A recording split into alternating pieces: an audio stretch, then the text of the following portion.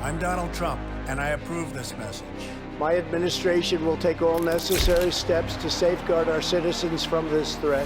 Hysterical xenophobia. Giving Americans a false sense. Is it accurate that if these steps had not been put in place, it could have been 2 million people dead here in the United States? Yes. No matter how hard they try to stop us, they can't. We built the greatest economy the world has ever seen, and we're going to do it again. Together, we're beating back the invisible enemy. What the federal government did was a phenomenal accomplishment. Through it all, the world has witnessed the unyielding resolve of our incredible American people. Promise made, promise kept. And I'm fighting for you, and I love doing it with everything that I have. And you know that. With the grace of God, we will win this war, and we will win this war quickly. And we will make America great again. Trump campaign is now reaching voters online. You are seeing the President of the United States. Look at the lines.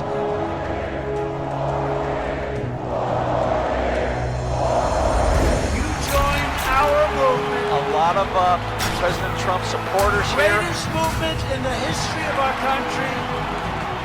The most racist thing a person could tell me is that I'm supposed to choose something based on my race. You ain't black. Joe Biden has never been a friend to African Americans. Hello, and welcome to the first episode of what we call Truth Over Facts. China lied to us. They destroyed test kits. They lied to their own people. Since Ronald Reagan, we haven't had a president more engaged and more involved in the Western Hemisphere than this administration, and it's been a great partnership to work with him on. Well, you've heard of The View, but welcome to The Right View. And with us today is the Motor City madman, Ted Nugent, because this isn't your typical political show. It's the most important election in our lifetime. Joe Biden, who has a dismal record of economic failure and absolutely terrible ideas for the future. I'm in trouble. We are one people, one family, and one glorious nation under God. We will make America great again.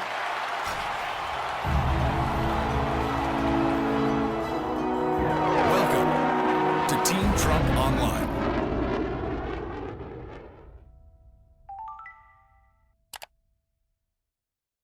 Good evening, everyone, and welcome to Military Families for Trump Online. I'm Kimberly Guilfoyle, Senior Advisor to President Trump's re-election campaign and the National Chair of Trump Victory Finance Committee. In honor of Memorial Day this weekend, we honored the men and women who have bravely served our nation and sacrificed their lives for our freedom. These patriotic heroes will never be forgotten. And as our nation begins to recover from a global pandemic, we join President Trump and the rest of the country to honor those who have given the ultimate sacrifice. With me tonight are Joe Kent, Veterans and Military Families for Trump Advisory Board member, Kelli Hake, Military Families for Trump Advisory Board member, and her son, Gage Hake. Thank you so much, all of you, for being with us tonight. Just get a little bit of your thoughts. If we can start with you, Kelli. Hi, thank you for having us. We're so happy to be here. Fantastic. And George, thank you for being here as well. Thank you very much for having me. Fantastic. Well, great. And for the last few years, President Trump has fulfilled his promises to help our brave veterans and military families receive the help and the respect they deserve. The brave men and women who defended our freedom were ignored for far too long. For decades, we have sent our troops to fight wars on foreign soil with no end goal in sight, and at a significant and great cost to American lives. In 2016, then candidate Trump promised that he would correct the course and end these foreign wars and get us back to America First policies where we take care of our own country. Tonight, we will discuss how he has done that and so much more. So Joe, Kelli, and Gage, you have all made great sacrifices for this country, and we salute you and we deeply appreciate your sacrifice, that sacrifice that you've made and of your family, all in the name of this country. And that goes for all of the veterans and military families in the nation. As I sit here, I honestly can hardly fathom what you personally have struggled through and your families. We wouldn't be here today without our troops. Joe, you spent decades serving in the armed forces, and your wife lost her life, God bless, on the front lines in the battle against ISIS. I want to thank you and your wife, Shannon, for your service and for your sacrifice for our country. If you could, please tell us about your experience and how you coped with your loss, which is, I know I can imagine, just unbearable. And how do you keep your beautiful wife's memory alive? Thank you very much for having me and giving me this opportunity to talk about Shannon and share her story with you and with the nation. So like you said, my wife Shannon was killed last year fighting ISIS on the front lines in Manbij, Syria. It's a fight that Shannon and I both took very personally. She was a New Yorker. Her family is full of 9/11 first responders. That's what inspired her to join the military.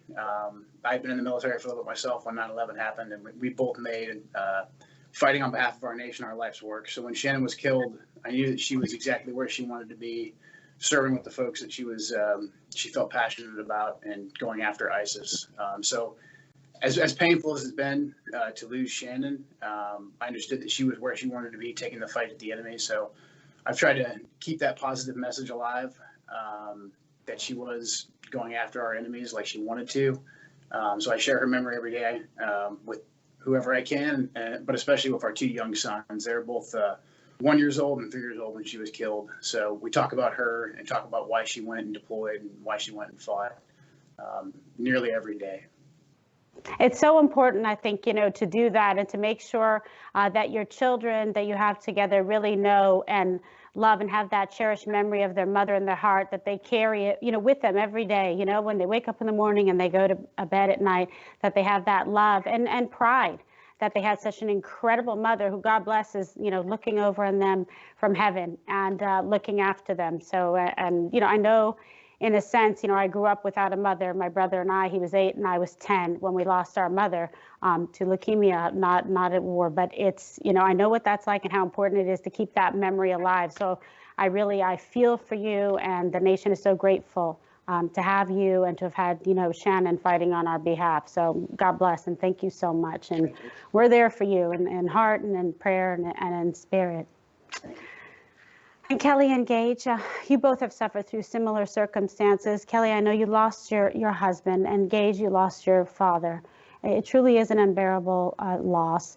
If you can, share with our audience at home, some of the viewers who have had some of those similar experiences, and they can really benefit from your words, from your experience, from you telling them how you cope with your loss and how, in fact, you honor Chris's legacy. Yeah. Gage and I have dealt with this a lot together. We talk about Chris all the time. We definitely, every day we think about the good things. I always wanted to not worry about any of the bad stuff. There's always the negative with, he died in Iraq and it's awful, but the fact that he was fighting for our country is really the most important thing. And he died doing what he loved. He was over there fighting for our country. And so every day we just remember that he was doing what he loved. And there was a letter he wrote to Gage at one point that said, I know I'm not home with you, but I'm fighting so that you can ride your bike in the streets and play soccer or play baseball. So we know that that's what he was doing. He knew what he was doing when he was over there. And same way with Joe, we talk about him. We look at pictures all the time. We love to spend time with Chris's family. So we're very close with Chris's family. And we go over there for weekends and go to the lake. And it's the best thing is being around family and being around people that loved him and being able to share those memories with them. Well, you have a great mom there, who's keeping the memory of your father alive. And you know what's great, Cage, is that every day that you're doing things in your life and making choices, a part of your father lives on in you, and you represent him. He's alive in you and through you and what you choose to do with your life. And in those people that you interact with and you bring into your life, they get to experience a piece of your father because you represent him, which I think is a very cool thing and always important to feel very special and good about. And I know it's tough to talk about your dad. It is very hard to talk when you've lost someone. So I appreciate you even, being here and trying, to share with us and representing your dad well. So we certainly appreciate it. So thank you guys for opening up to us about that.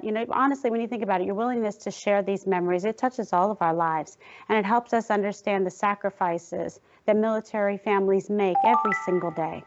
And what I'm curious about is if there's any advice that the three of you would be willing to give, or you can think about to give to other families who have also lost loved ones overseas. I'll start with you, Joe.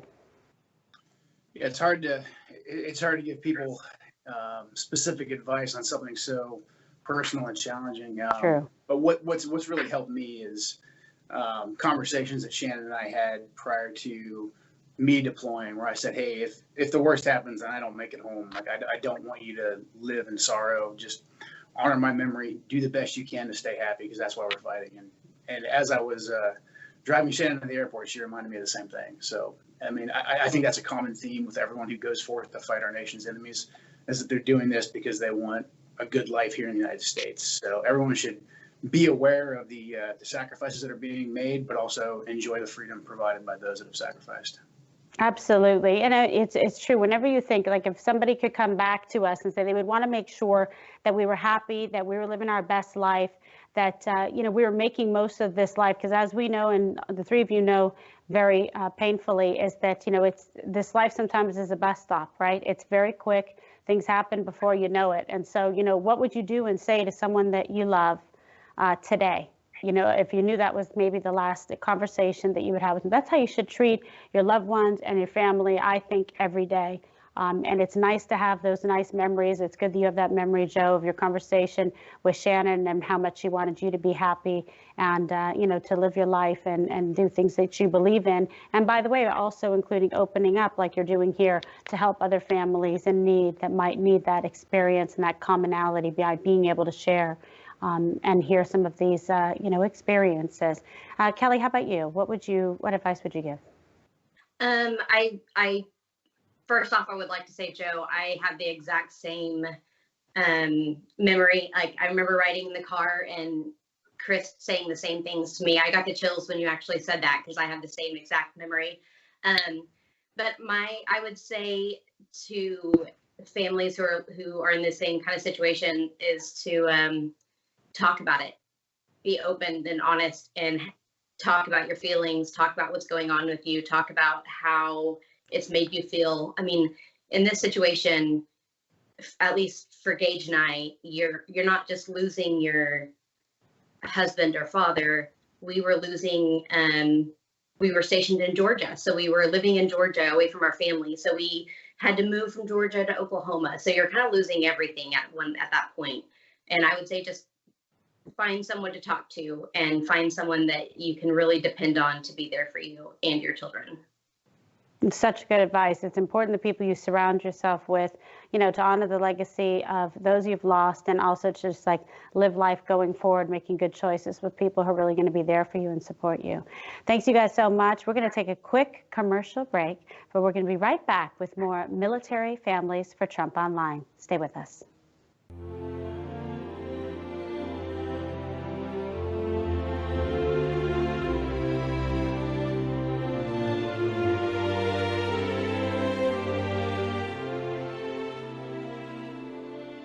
Ready to go? This is a crisis. This is no time for Donald Trump's record of hysterical xenophobia. Biden's son inked $1 billion deal with a subsidiary of the Bank of China. Why are we getting nervous, man? China is going to eat our lunch? Come on, man. They're not bad folks. Since the outbreak, the Communist Party has been mobilizing overseas organizations to buy local supplies and send them to China. The growth of China is overwhelmingly in our interest. A beautiful history we wrote together.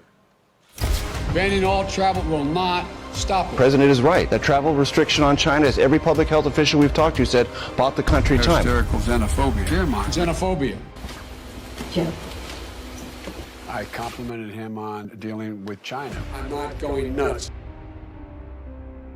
I'm Donald Trump, and I approve this message.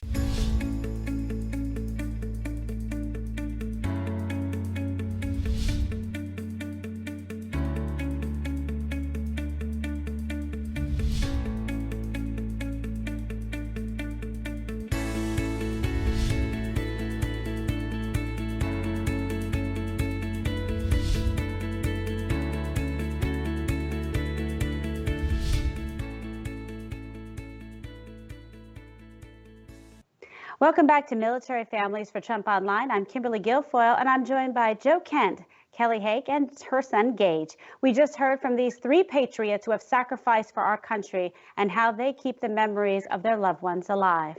Now, throughout his 2016 campaign, President Trump promised that he would stop the endless wars that the United States has spent decades fighting across the globe.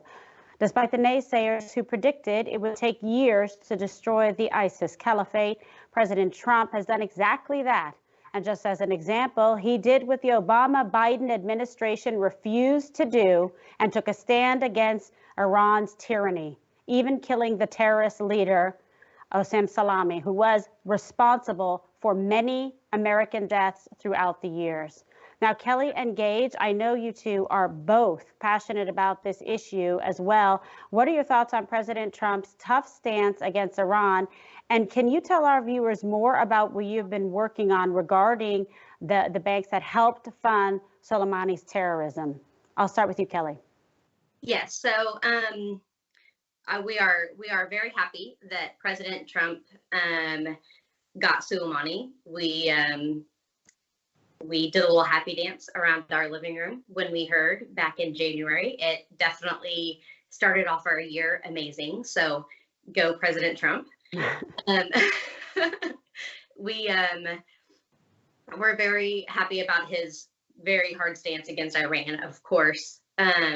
We do believe that Iran was responsible, or the terrorist groups in Iran were responsible for the killing of my husband and Gage's dad.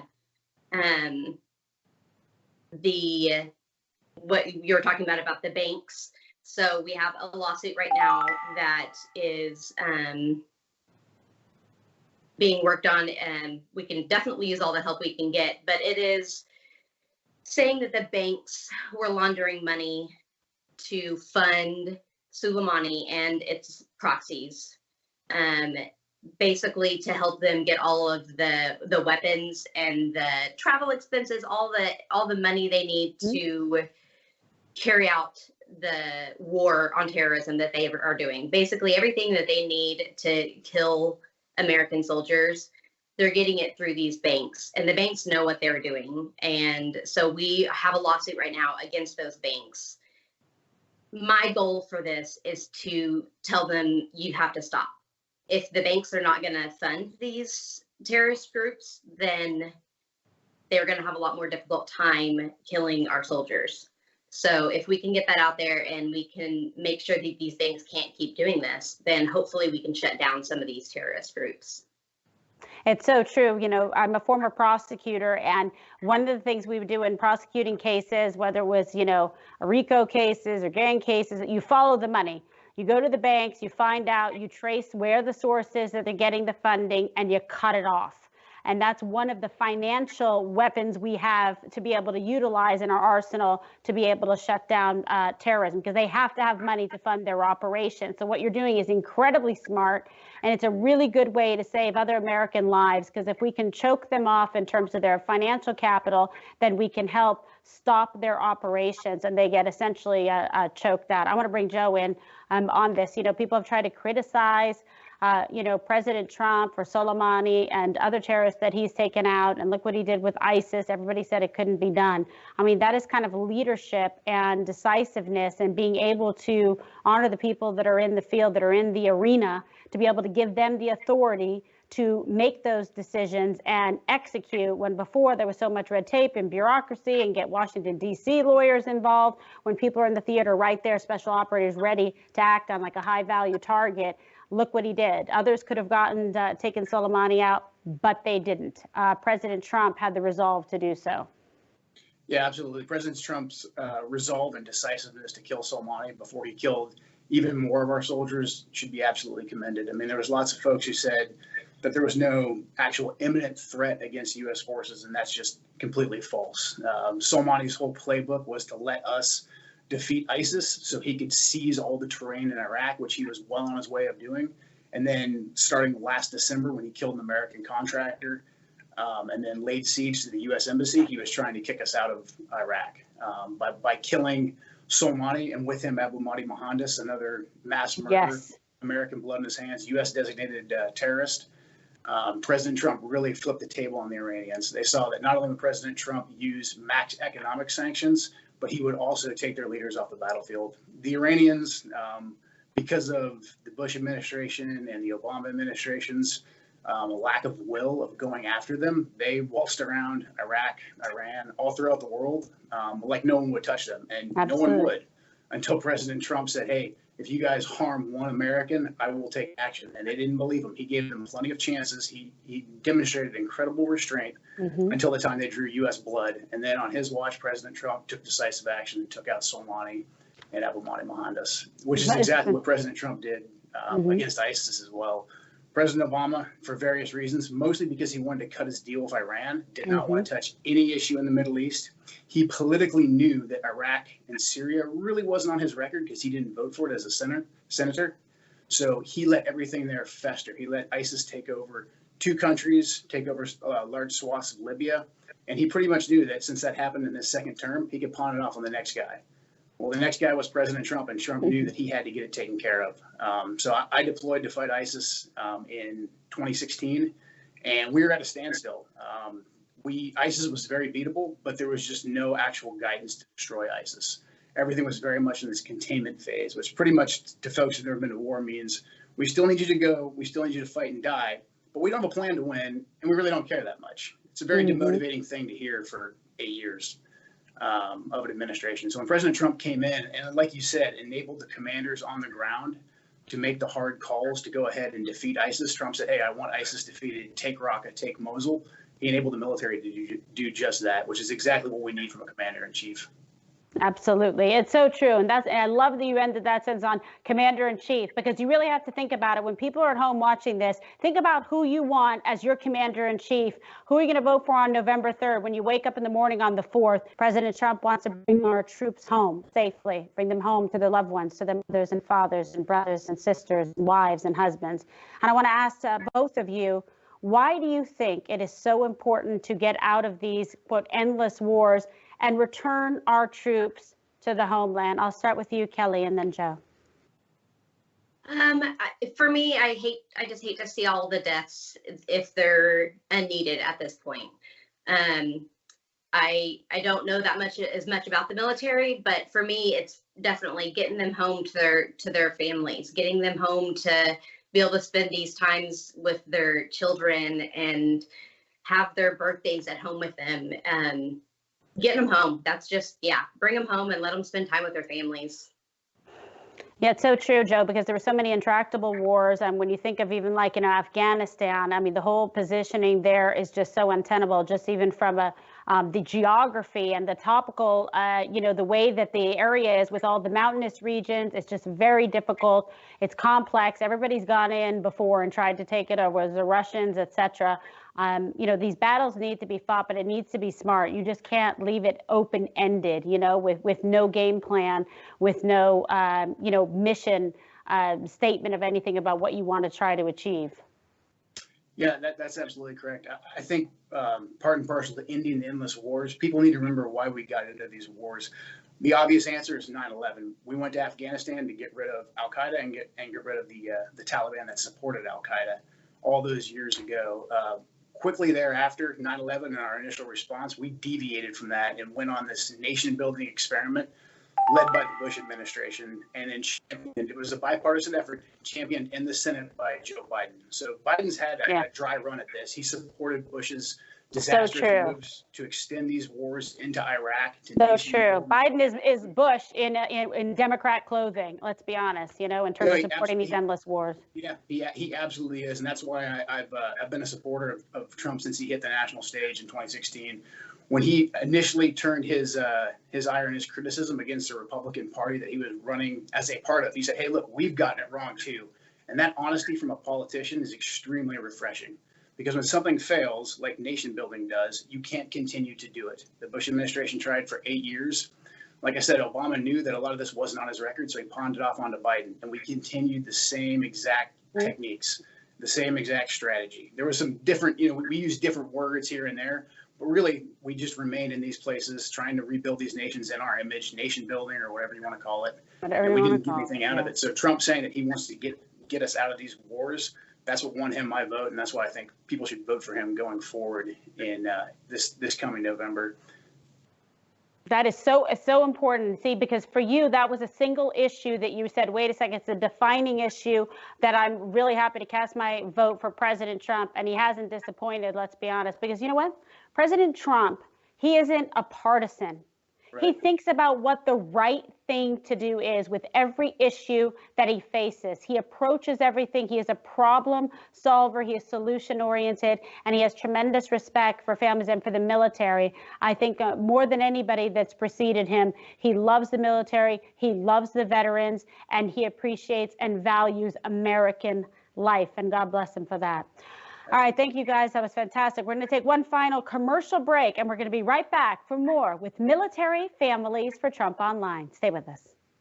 During the coronavirus pandemic, Joe Biden criticized President Trump's China travel ban. Hysterical xenophobia. He was dead wrong. For 40 years, Biden's been wrong on China, supporting trade deals that destroy American jobs, giving China most favored nation status, letting China walk all over us. The beautiful history we wrote together. But Biden has never been more wrong than now. Joe Biden in the White House would be a deadly mistake. I'm Donald J. Trump, and I approve this message. In 2016, we built an unbeatable operation that changed history. Now, we unveil our next breakthrough. The exclusive Trump 2020 app. This isn't just an app. This is your source for real news, not fake news. Straight from the campaign and the president himself. This is your direct line to give input on key campaign issues. Your portal to register voters. Host MAGA meetups. Your scheduler. Your application on becoming a Trump team leader. Join millions and get a front row seat to our virtual events. Watch Team Trump every night at 8 p.m. Eastern Standard Time. Earn points. Get rewarded. Get the presidential photo. Oh, and did we mention this is your personal shopper too? So just to repeat, this isn't just an app. This is your tool to keep America great. Join the Army for Trump and download the app today.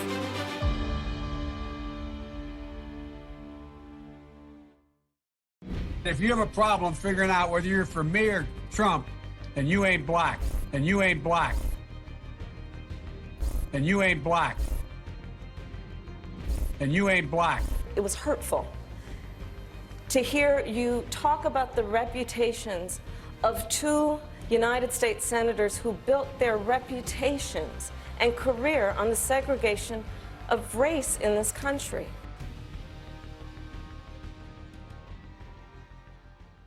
Welcome back to Military Families for Trump Online. I'm Kimberly Guilfoyle. Our military veterans and the military families throughout our incredible nation have been all at the top of President Trump's priorities. The men and women who fought for our freedom were often ignored and forgotten in previous administrations, but not anymore. Kelli and Gage, both of you attended the State of the Union in the Capitol earlier this year as the president's special guest. Every day, America's men and women in uniform demonstrate the infinite depth of love that dwells in the human heart. One of these American heroes was Army Staff Sergeant Christopher Hake. On his second deployment to Iraq in 2008, Sergeant Hake wrote a letter to his one-year-old son, Gage. I will be with you again, he wrote to Gage. I will teach you to ride your first bike, build your first sandbox, watch you play sports, and see you have kids also. I love you, son. Take care of your mother. I am always with you, Daddy. On Easter Sunday of 2008, Chris was out on patrol in Baghdad when his Bradley fighting vehicle was hit by a roadside bomb. That night, he made the ultimate sacrifice for our country. Sergeant Hake now rests in eternal glory in Arlington, and his wife, Kelli, is in the gallery tonight, joined by their son, who is now a 13-year-old and doing very, very well. To Kelli and Gage, Chris will live in our hearts forever. He is looking down on you now. Thank you.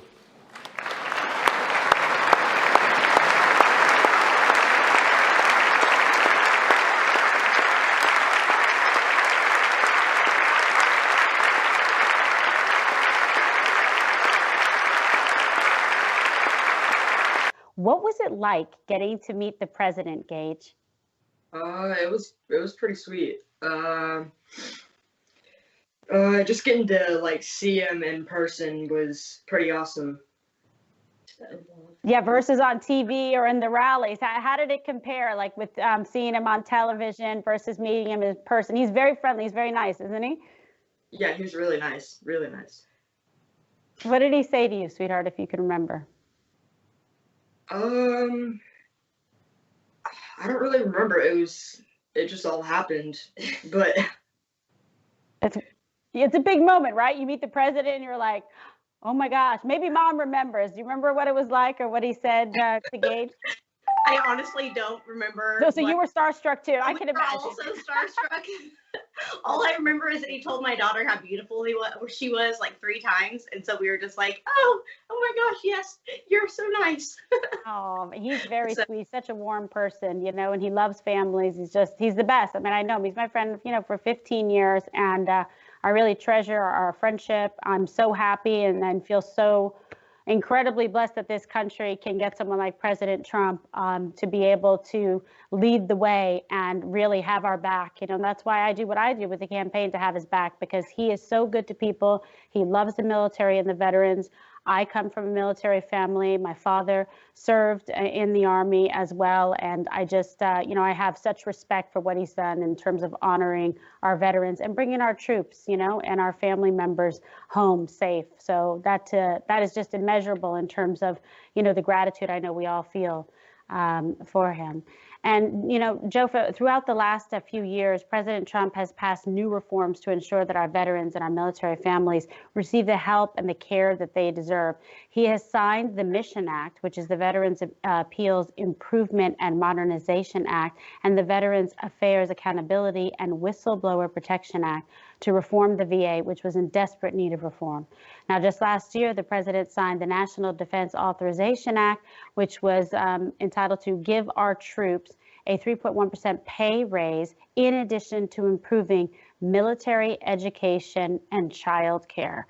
And the Trump administration has worked hard to ensure that veterans have the access to the resources and that they need, right, in order to maintain strong mental health, which is such a challenge when they come home from serving overseas, and the horrors that they have to experience and go through. It's so important to make sure that they have that mental support when they come back and the resources. So the administration, along with Second Lady Karen Pence, they've also taken a very strong stance in combating veteran suicides. So many come back with emotional and psychological problems. Joe, being a veteran, what improvements have you personally seen under this administration? Talk to us about it and the importance of it for those military families who have people who are serving overseas, you know, what to expect when they come back, and how this administration has really answered the call to improve those resources and accessibility for veterans. Yeah, absolutely. I'll start with the Mission Act. That was very helpful, especially for me. After my wife was killed, I relocated and went back to my hometown in Oregon. So I'm far away from military bases. So prior to the Mission Act, it would have been a ton of red tape and fairly difficult for me to get my children seen by out of the TRICARE system provider. That's the military healthcare provider. But after the Mission Act, I was able to basically go choose whatever primary care physician that I wanted for my children and for myself, and the VA covered it. That's a big deal. It's a huge deal. I mean, it's one less thing to worry about, and then it's also peace of mind for my kids. The paperwork process is way easier now, but that's been taken care of and kind of streamlined.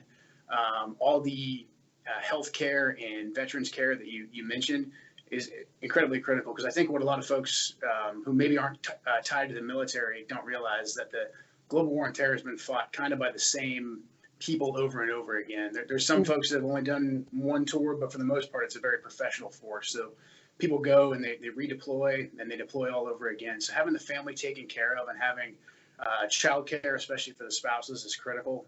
That's something that my wife and I, being a dual military couple prior to her being killed. Yes, very important. We dealt with and we struggled with. It's a real challenge. When President Trump came in and increased those the funding for those on-base services, it really helped out all the military families, and that helps everybody when they go forth to deploy and fight the wars. Knowing that's taken care of back home is critical. It's such peace of mind. If there's one thing that's so frustrating is you want to serve, you're putting it all on the line. You don't want to make sure your family, you want to make sure they're not suffering, that they're able to get the resources that they need. A simple thing about paperwork, just trying to be able to cut through that and be able to choose your doctor and be able to get your primary care physician, that is a game changer, and it's something that also I think keeps, like, when you are a military individual and you're serving overseas, that's one less thing you have to worry about, that you're not like putting your family in a worse position. But guess what? That they're going to be able to get the quality, good health care, physicians, et cetera, that they want. That's peace of mind, and that helps your eye on the mission focus, and not worrying that you're letting somebody down at home. That helps save lives. You're not distracted out there as well, and your family's well taken care of, which they deserve to be when you're making the ultimate sacrifice for the country. So the Trump administration is working hard to protect families of the fallen. And Kelli, in your personal experience, how has it been, making that transition and being able to get some resources that you need as a Gold Star family? So the TRICARE stuff, I know the military's with insurance, it's been very easy for us to get to see our own doctor. We haven't had to go to military base. So that's definitely been an easy way for us to not have to travel to see doctors. That's been really good. I know one thing, Chris, when he passed away, his big thing was, I want to make sure that you and my son are taken care of no matter what. Even if when I'm gone, I want to make sure that, you don't have to worry about money or a house or a job or anything else. And at that point, he wanted to make sure we would have insurance and all of that. And President Trump has made that easy for us to have. We don't have to, like they were saying, cutting through all the red tape. It's easy for us to make sure that we can get health care and Gage, we have schooling, education. My college was paid for. Gage's college will be paid for. Sure. So there are definitely some things for Gold Star families that we are able to have that we wouldn't have normally. Yeah, and that's a game changer. The education piece is so important. The insurance piece, and it's what the families deserve. It's the least that the country can do for the families of the fallen, to make sure that they are honored and respected, and that incredible sacrifice that the families have to go through and losing their loved one. It's a very important way that this country can honor them, and they should. And thanks to President Trump, it's a priority for President Trump personally and for his administration. I know that for a fact. The Obama-Biden administration often left our veterans, our troops, and even our military families out in the cold as our adversaries grew stronger, took advantage of us. President Trump changed all of that, and he did his best to ensure that our armed forces are well taken care of and respected. He refused to cower to our enemies and took every action necessary to ensure the safety of Americans abroad. Joe and Kelli, why do you personally believe it is important to keep President Trump in office, and what would a Biden presidency mean for the future of our nation? Joe? The biggest reason I would say that President Trump has earned my vote and earned, I think, another 4 years from the American people is that Trump has taken the traditional way to approach the world, and he's kind of flipped it on its head in our advantage. The Republican Party and the Democrat Party before them, they've had these very lofty, almost academic approaches to how we deal with the world. The Republicans, neoconservatives taking over countries and trying to remake them in our image. Obama, his quote unquote extending the hand, his globalism, the Davos crowd. A lot of theory, but not a lot of actual results. President Trump has taken that. He internally, I think, gutted the Republican Party of its failed policies and said, hey, here's our new trajectory. And that's, I think when we're all long gone, historians look back on what President Trump has done. I think that's going to be one of his major accomplishments, where he turned the Republican Party around 180 on its head, and put them on a trajectory to put the country first, as opposed to some ideological goal.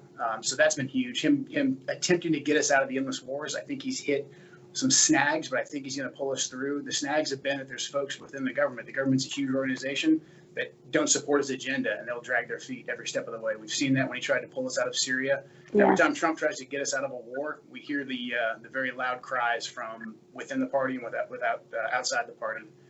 China is another huge one. That's on the forefront of everyone's mind right now because of COVID. People are seeing right now finally what China's been up to. But President Trump called that out all the way back in 2016. China was almost a very specific topic that not many people watched prior to President Trump coming and saying, hey, this country, China over here, is threatening us by taking over large swaths of our economy, by currency manipulation. Absolutely. And their aggression. So President Trump going after that as well is another reason why we need to keep him in office. Because, again, we've had a dry run of Biden. Biden had an internship essentially for 8 years as the vice president. We saw what that did in the GWAT. Going back to 2000, when Biden voted, he supported Bill Clinton's efforts to normalize relations with China. Biden has done nothing but ship American jobs overseas and leave our supply chains vulnerable to China. So really, if we surrender and let Joe Biden and the Democrats and the establishment take back over again, we're going to be stepping back 4 more years, and we'll just be handing all the progress that President Trump has made back over. So I really encourage everyone to get out and vote for President Trump for 4 more years. Amen. From your mouth to God's ears. I couldn't have stated it better myself. I mean, it's really imperative. It's such an important choice. Again, just even on this issue alone, you really cannot trust Joe Biden as commander-in-chief and put him in the helm. We don't want to undo all of the advancements and the steps that President Trump has done to make sure that military families and veterans are honored and well taken care of, that when they come home, we take care of their health, their well-being, and their families, for all those who have made the most incredible and ultimate sacrifice. Kelli, get your thoughts and reflections. Okay, so I 100% agree with everything Joe said. A little bit more from a more personal I believe that everything the president has done has been in more of like instead of a political eyes or what a normal president would look into it as doing everything. I just feel like the president has done everything with all of his heart. And when he does something, he gives all of it. So I feel like when President Trump goes forth with an idea, or when he goes forth and he decides he's going to do something, he's not doing it halfway. He's going to get it done, and he's going to get it done all the way, and he's going to believe in himself 100%. Whereas I feel like Biden might be wishy-washy, or he might throw things around. I do believe that President Trump will always have veterans and military on his mind with the choices that he makes. He's always been there to support all veterans and all military, and I think that he will do that going forth. I think that if we don't reelect him, we will definitely be resetting back to 4 years. We will lose all the progress that we've made. I think we have no other choice. We need President Trump for another 4 years. There is no other option. You're absolutely right. Absolutely right. So in November, we have to get out there and vote. We need him, not just for the military, not just for veterans, but our country needs him for president. So true. And, speaking of needs, President Trump didn't need this job. He didn't need this job. He chose to serve like the military families choose to serve, to make a sacrifice and against incredible odds and horrific incoming every day against this man and against the family. But he does it because you guys are worth it. America is worth it. This country is worth it in the future. And that's why we have to make our voices heard and our votes felt on November 3rd. I can't thank you all enough for spending your night with us. We need as many patriots as possible to join our efforts to keep America great this November. And here's how you at home can get involved. Download the new groundbreaking Trump 2020 app, now available on Apple and Android. And to stay in contact with us, please text Trump to 88022. And if you or your friends, your family, your neighbors want to be involved in our fight to re-elect President Donald J. Trump, please visit militaryfamiliesdonaldjtrump.com to sign up. And I want to thank our amazing guests again, Joe Kent, Kelli Hake, and George Hake, for joining us tonight. What an honor it was to do this program with you all tonight. Thank you so much for being with us. We really appreciate you. And thank you to our supporters for tuning in at home. God bless you and your families. God bless this country and the President of the United States. Good night.